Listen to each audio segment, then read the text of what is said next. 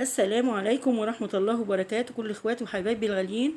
يا رب تكونوا في احسن حال وفي اتم الصحة. النهاردة بقى انا جايه لكم فيديو كده بسيط، فيديو خفيف.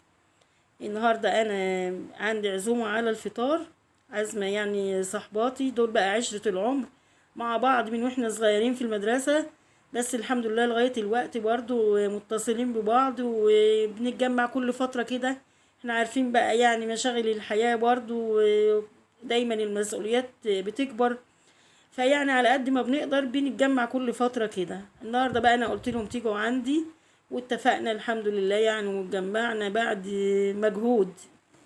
فانا عملت لهم الفطار بقى، ده الفطار بتاعنا ده اللي بيميز ست البيت المصرية عن اي حد تاني. هنا عملت فطار بقى كامل من كله.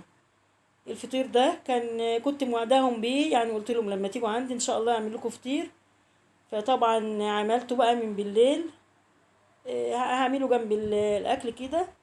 يعني اللي يحب ياكل فطير كمان معاه مش قديم اهو. وكمان معايا البتنجان، طبق البتنجان دوت مقلي، عملته بالخلطة. ومعايا سلطة، ومعايا بطاطس مقلية، وطبق الفول طبعا اللي هو الطبق الاساسي في الفطار المصري.